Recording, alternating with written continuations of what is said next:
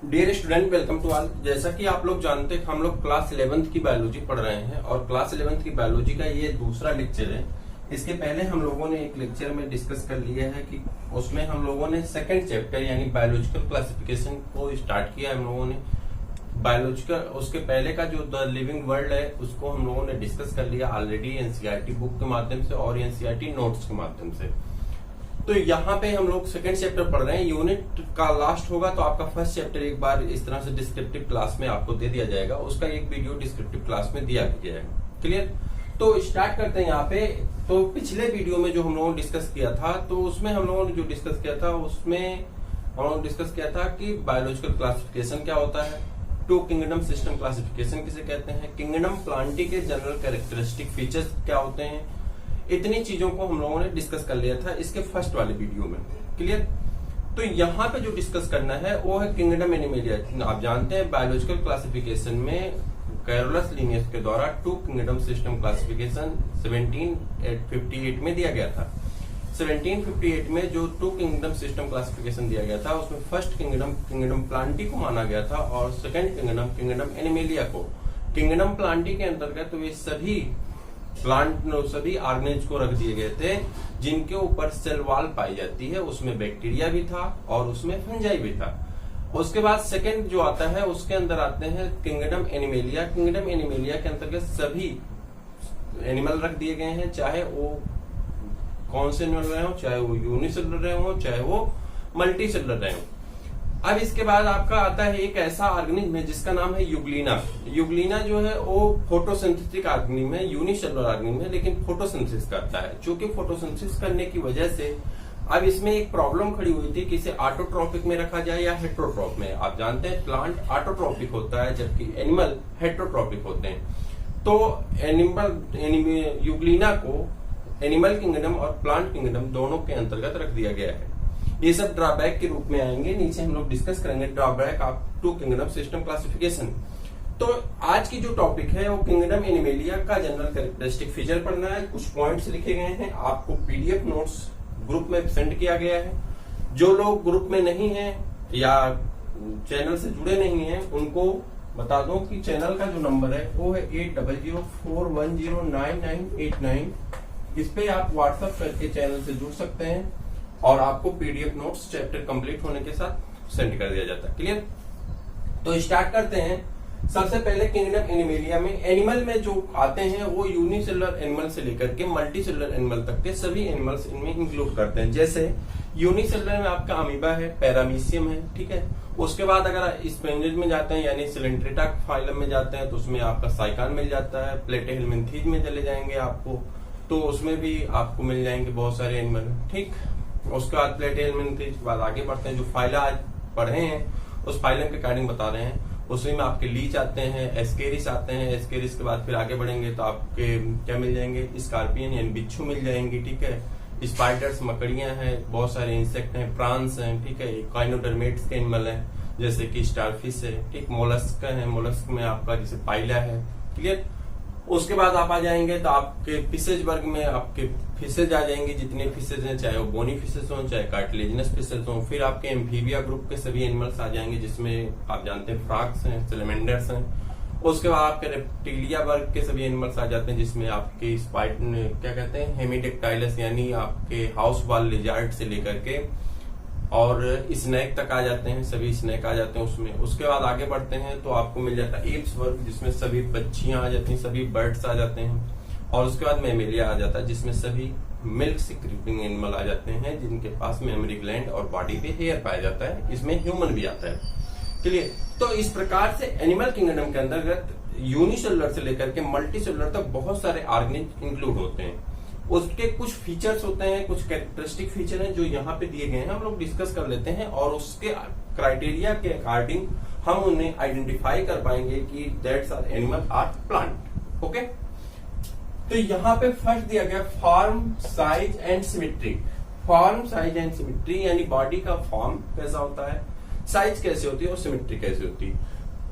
सभी एनिमल, सभी किंगडम के एनिमल के, सभी फाइला के एनिमल के जो फॉर्म होते हैं या जो स्पीसीज के एनिमल कह रहे हैं, सीधे सीधे स्पीसीज के, ये सभी स्पीसीज के एनिमल के जो फॉर्म होते हैं नियर अबाउट सेम होते हैं, कांस्टेंट होते हैं। कांस्टेंट यूं होते हैं कि जैसे आप ह्यूमन बीइंग की बात करते हैं तो ह्यूमन का एक शेप और एक साइज आपके माइंड में रन करता है कि हाँ ह्यूमन की बॉडी इस तरह से हो सकती है। टाइगर बोलते हैं टाइगर की बॉडी इस तरह से हो सकती है। हो सकता है वो वीक हो सकता है वो हेल्दी हो सकता है वो स्ट्रांग हो, बट एक फॉर्म जो मॉर्फोलॉजी है और नियर सबकी क्या होती है, सेम होती है। हो सकता है इकोलॉजिकल कंडीशन की वजह से थोड़े से बनावट में अंतर आ सकता है, जैसे कि आप देखते हैं अपने यहाँ इंडियन और अगर आपको देखना होगा वहीं पे नेपाली, तो दोनों कंट्री आपस में सटी हुई है, लेकिन इंडियन और नेपाली में ह्यूमन बीइंग में थोड़े से मॉर्फोलॉजिकल वेरिएशन दिखाई पड़ते हैं। बट इंटरनल अगर पार्ट की आप बात करते हैं तो इंटरनल पार्ट सब एक जैसे होते हैं। यही वजह होती है कि हम इन्हें सेम कांस्टेंट फीचर में रखते हैं, यानी ऊपर से देखने में नाक हो सकती चिपटी हो, लेकिन अंदर से जो उसके टिश्यूज हैं, जो ऑर्गन्स है, जो वो क्या है, सेम है। ओके, उसी प्रकार से अगर आप इंडियन को देखते हैं, ऑस्ट्रेलियन को देखते हैं, या आप किसी और देश के ह्यूमन को देखते हैं, तो सब में यही बात है कि इंटरनल ऑर्गन, इंटरनल फीचर्स जो होते हैं वो सेम होने के कारण इनका मॉर्फोलॉजिकल फीचर जो होता है कांस्टेंट होता है सबका। साइज भी नियर अबाउट कांस्टेंट होती है, हल्की सी वेरिएशन पाया जाता है, हल्का फुल्का। किसी में हो सकता है कोई 6 सेंटीमीटर का होता होगा, कोई 5 सेंटीमीटर का, कोई माइन्यूट माइक्रो ऑर्गेनिज्म होते होंगे, बट अपने स्पीसीज के अकॉर्डिंग वो सबके जो होते हैं क्या होती है, साइज लगभग सेम पाई जाती है। ओके, आगे बढ़ते हैं। सिमेट्री जो होती है वो सिमेट्री कैसे होती है, रेगुलर सिमेट्री पाई जाती है, यानी जो सिमेट्री है वो क्लियर होती है, यानी आप बाइलेटरल सिमेट्री होगी या रेडियल सिमेट्री होगी। सिमेट्री आगे आएगी तो हम आपको बताएंगे। सिमेट्री क्या होती है, जैसे कि हम बॉडी को अगर कट कर रहे हैं तो यहां से अगर हम कट करते हैं बॉडी 2 इक्वल भागों में डिवाइड हो जाती है, इसे हम कहते हैं bilateral symmetry.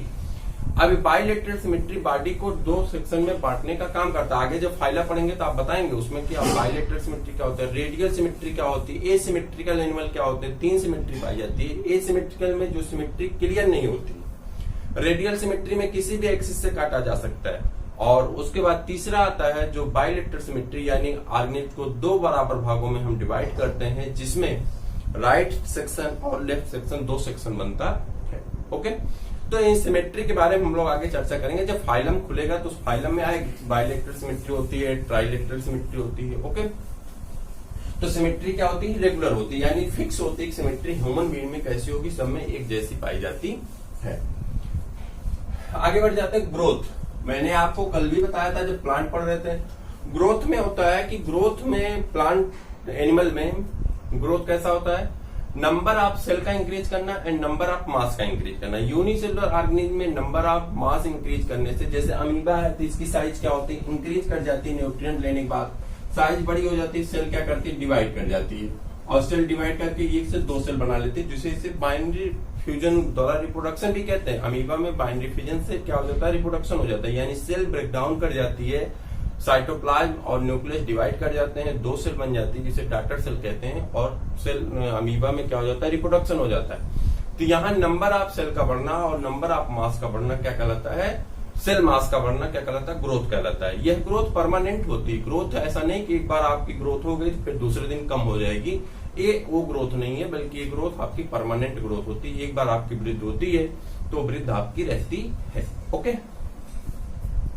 Movement and locomotion.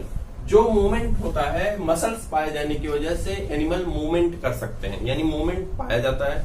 Movement 1 place to another place तक मूवमेंट होता है। लोकोमोशन भी पाया जाता है। लोकोमोशन कहते हैं कि अगर बॉडी में हल्की मूवमेंट होती है तो उसे लोकोमोशन कहते हैं।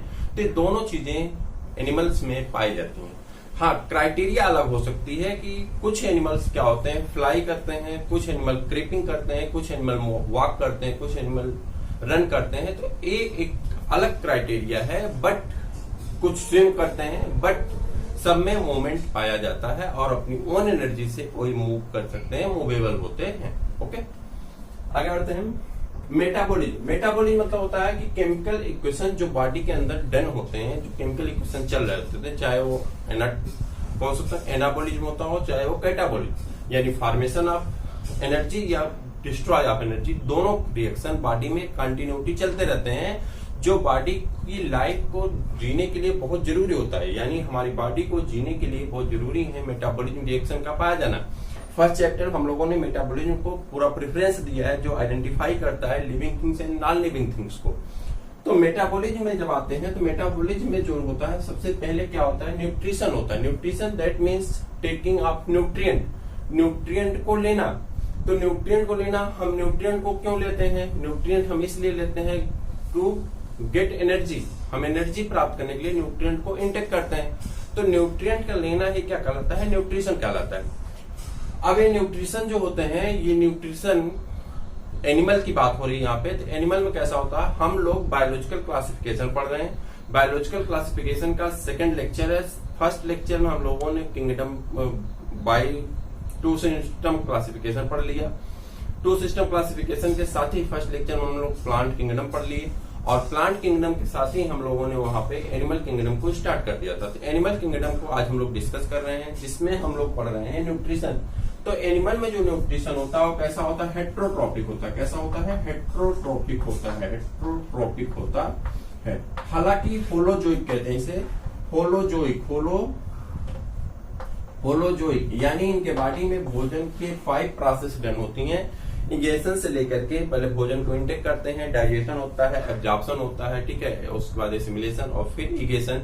तो ये सभी प्रोसेस मिल करके होलोजोइक न्यूट्रिशन का एक पार्ट बनाते हैं। लेकिन इनको होल माउंट में हम क्या कहते हैं, हेट्रोट्रोपिक मोड ऑफ न्यूट्रिशन पाया जाना, यानी ये अपने भोजन के लिए किसी और ऑर्गेन पे डिपेंडेंट होते हैं, यानी ये प्लांट पे क्या होते हैं, डिपेंड रहते हैं। किस पे डिपेंड करते हैं, प्लांट पे डिपेंड करते हैं। ओके, तो हेट्रोट्रोपिक न्यूट्रिशन में क्या होता है कि एनिमल जो होता है वो प्लांट पे निर्भर रहता है। आगे बढ़े, रिस्पिरेशन। रिस्पिरेशन का मतलब होता है कि एनिमल जो होते हैं वो एनिमल रिस्पिरेशन करते हैं, और रिस्पिरेशन में वो intake of oxygen and output of carbon dioxide due to cause of energy production, यानी ऑक्सीजन का लेना और कार्बन डाइऑक्साइड का निकालना एनर्जी प्रोडक्शन के लिए क्या कहलाता है, रिस्पायरेशन कहलाता है। और ये एनिमल में पाए जाते हैं। ये अलग की बात है, जो एक्वोटिक एनिमल होते हैं उसमें ऑक्सीजन कहाँ से मिलती है, तो ऑक्सीजन वाटर में डिजॉल्व ऑक्सीजन से मिलती है। और जो टेरेस्ट्रियल एनिमल होते हैं वह एनवायरमेंट में एयर में घुले हुए ऑक्सीजन को ही रिस्पायरेशन में यूज करते हैं। Clear. Excretion, removal of waste material from the body, यानी जो एनिमल्स होते हैं इनमें एक्सक्रीशन पाया जाता है, और ये वेस्ट मटेरियल यानी नाइट्रोजनस वेस्ट को अपने बॉडी से, नाइट्रोजनी वेस्ट को अपने बॉडी से रिमूव करते हैं। इसके लिए इनके पास ऑर्गन भी पाए जाते हैं। हालांकि यूनिसेलुलर ऑर्गेनिज्म में ऐसे ऑर्गन नहीं पाए जाते हैं। उनमें एक काम किससे होता है, सेल सरफेस से ही होता है, यानी प्लाज्मा मेम्ब्रेन से ही होता है। तो मल्टी सेलुलर ऑर्गेनिज्म में ज्यादातर हायर ग्रुप के ऑर्गेनिज्म में एक्सक्रीशन के लिए एक्सक्रीटरी ऑर्गन पाए जाते हैं।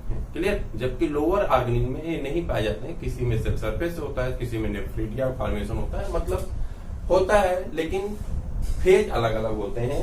हायर एनिमल में रेस्पिरेटरी सिस्टम के ऑर्गन पाए जाते हैं। ओके। इरिटेबिलिटी, इरिटेबिलिटी मतलब होता है रिएक्ट एंड रिस्पॉन्ड। ठीक, रिएक्ट एंड रिस्पॉन्ड, जैसे कि आप control and coordination class 10th में पढ़े थे, तो आप जानते हैं कि आप किसी भी इन्वायरमेंटली स्टिमुली मतलब होता है जो कारक हो, चाहे वो बायोटिक फैक्टर हो या एबायोटिक फैक्टर हो, यानी लिविंग थिंग्स द्वारा आप पे इफेक्ट डाले जा रहे हो या नॉन लिविंग थिंग्स द्वारा आप पे इफेक्ट डाले जा रहे हो। इन दोनों इफेक्ट को क्या काम करता है, रिएक्ट करने का काम हमारी बॉडी करती है। और इस बॉडी को जितने भी एनिमल होते हैं सब करते हैं, और ये बहुत फास्ट होता है क्योंकि इसमें मसल्स पाई जाती हैं या तो सिर्फ सेल पाई जाती हैं, इसलिए ये इरिटेबिलिटी इसमें बहुत फास्ट पाई जाती है। और हायर ग्रुप ऑफ एनिमल में तो नर्वस टिश्यू पाए जाते हैं जिसमें इरिटेबिलिटी और तेज होती है।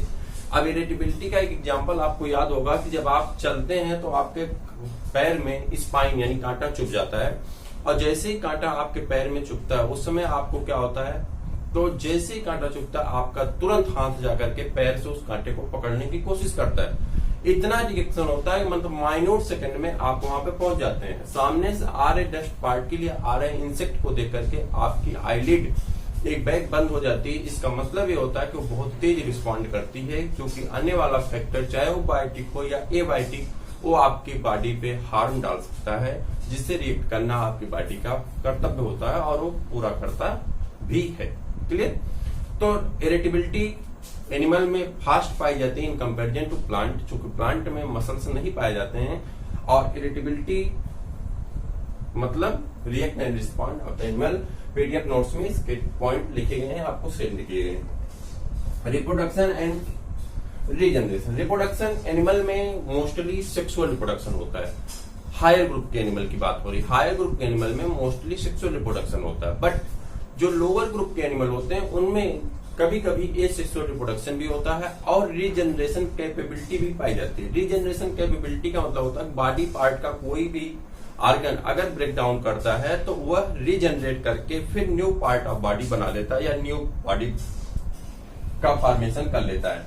जैसे आपको याद होगा कि ऑर्गेनिज्म में आप पढ़े थे क्लास 10th में रीजनरेशन में प्लेनेरिया की बॉडी में आपको याद होगा प्लेनेरिया कुछ इस तरह से आप बनाए थे, ऐसे प्लेनेरिया बनती थी।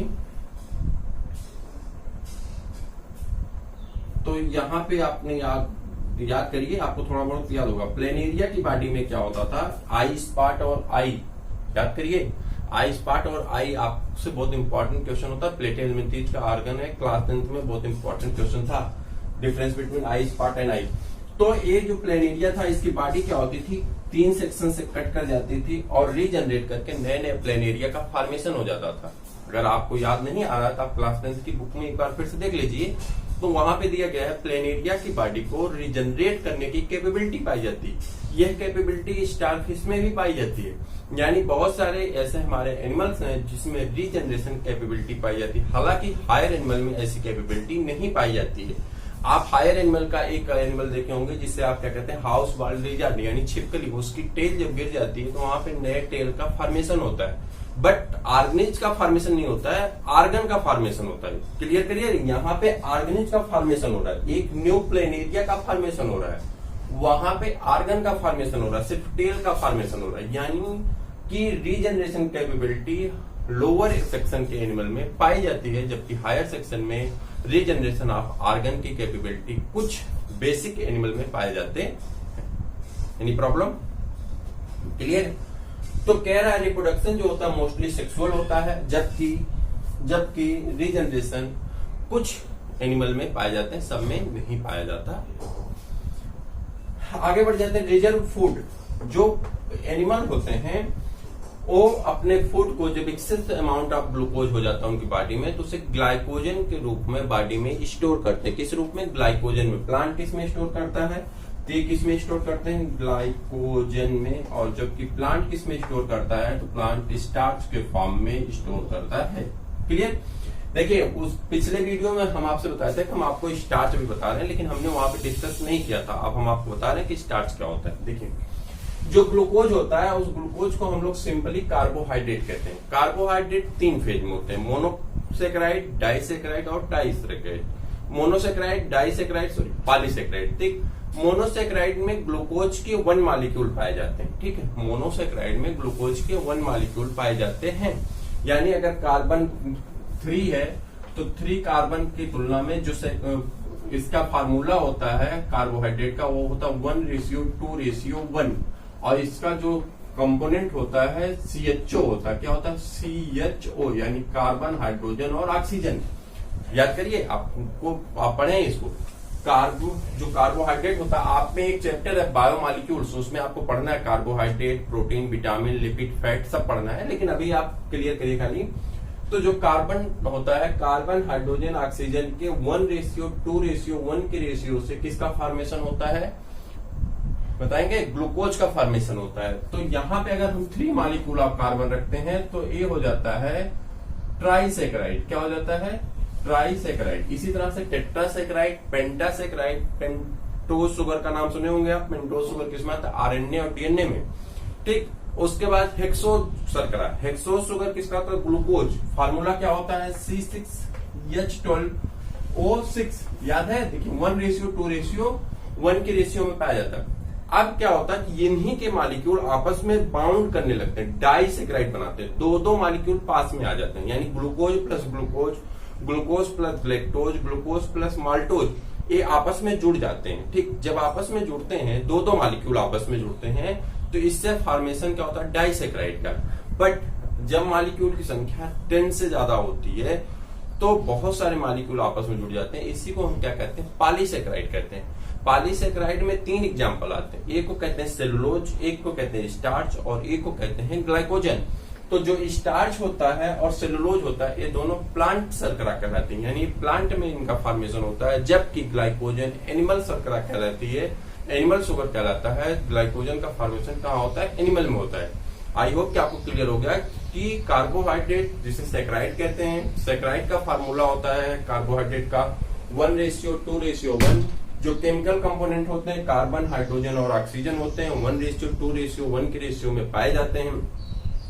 अगर एक ही एक मॉलिक्यूल होता है तो उसे मोनोसैकेराइड कहते हैं। ठीक, मोनोसैकेराइड में जो आपके ग्रुप बनते हैं उसमें आपके pentose, tetrose sugar, triose sugar, tetrose sugar, pentose sugar, hexose sugar, heptose sugar, इस तरह से कई शर्करा का फॉर्मेशन होता है। जब ये मॉलिक्यूल आपस में बाउंड करने लगते हैं तो बनता है आपका क्या, डाइसैकेराइड का फॉर्मेशन होता है। और जब ये मॉलिक्यूल आपस में, बहुत सारे मॉलिक्यूल आपस में मिलते हैं तो पॉलीसेकेराइड का फॉर्मेशन होता है। पॉलीसेकेराइड 3 फेज में पाए जाते हैं, जिसे आप कहते हैं स्टार्च, सेलुलोज और ग्लाइकोजन। स्टार्च और सेलुलोज ये दोनों प्लांट शुगर होते हैं, जबकि ग्लाइकोजन एनिमल शुगर के फॉर्म में आता है। आप ऐसे चाहें तो नोट कर सकते हैं। तो एनिमल अपने शुगर को किस रूप में स्टोर करता है, ग्लाइकोजन के रूप में स्टोर करता है। आई होप कि अब आपको क्लियर हो गया होगा। आगे बढ़ते हैं, सेल स्ट्रक्चर। तो एनिमल सेल स्ट्रक्चर के बारे में आप अच्छी तरह से जानते हैं। एनिमल सेल कैसी होती है, प्लाज्मा मेम्ब्रेन से कवर्ड होती है, सभी डेवलप ऑर्गन पाए जाते हैं। और क्या पाया जाता है उसमें, न्यूक्लियस पाया जाता है, एंडोप्लाज्मिक रेटिकुलम, उसके बाद माइटोकॉन्ड्रिया, गोल्गी कॉम्प्लेक्स, ये सब पाए जाते हैं। सेल आप पढ़ेंगे तो उसमें सब कुछ आ जाएगा। सेल स्ट्रक्चर लिख दीजिए, well defined cell structure are found. Clear. Main topic हमारी यहाँ पे अभी बची हुई है, drawback of two kingdom classification. Drawback of two kingdom classification. Two kingdom classification का हमको ड्रॉबैक ढूंढना है। ड्रॉबैक क्या है, पहला ड्रॉबैक ये है कि two kingdom system classification heterotrophic और ऑटोट्रॉपिक ऑर्गेनिज्म में डिफरेंस नहीं कर पाता। दूसरा क्या है कि ये यूनिसेलुलर और मल्टीसेलुलर में डिफरेंस नहीं कर पाता, यानी यूनिसेलुलर और मल्टीसेलुलर को भी एक ही साथ रखा है। और तीसरा जो सबसे बड़ा होता है कि यह क्या काम करता है, तो ऑर्गेनिज्म को यूनिसेलुलर, मल्टीसेलुलर, प्रोकैरियोट और यूकैरियोट को डिफरेंस नहीं कर पाता, यानी प्रोकैरियोटिक ऑर्गेनिज्म कौन है और यूकैरियोटिक ऑर्गेनिज्म कौन है। जैसे एग्जांपल में आप समझिए, किंगडम प्लांटी के अंतर्गत किसको रखा गया है, बैक्टीरिया को रखा गया। बैक्टीरिया प्रोकैरियोटिक एनिमल है और किंगडम प्लांटी जो है वो उसमें हायर एनिमल भी पाए, हायर प्लांट भी पाए जाते हैं जो कि यूकैरियोट्स हैं। तो टू किंगडम सिस्टम क्लासिफिकेशन कहीं ना कहीं प्रोकैरियोट और यूकैरियोट में डिफरेंस कर पाने में अक्षम है, यानी वो उसे डिफरेंस नहीं कर पाता है।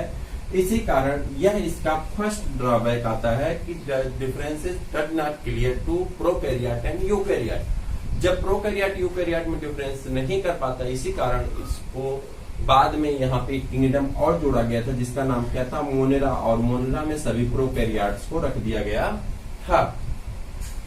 टू किंगडम क्लासिफिकेशन यूनिसेलुलर और मल्टीसेलुलर में भी डिफरेंस नहीं करता, यानी एक ही ग्रुप में यूनिसेलुलर और मल्टीसेलुलर सबको रखा गया है। बाद में इनके ड्रॉबैक आने के बाद इसमें क्या जोड़ दिया गया, प्रोटिस्टा किंगडम जोड़ दिया गया, जिसमें यूनिसेलुलर ऑर्गेनिज्म को अलग कर दिया गया।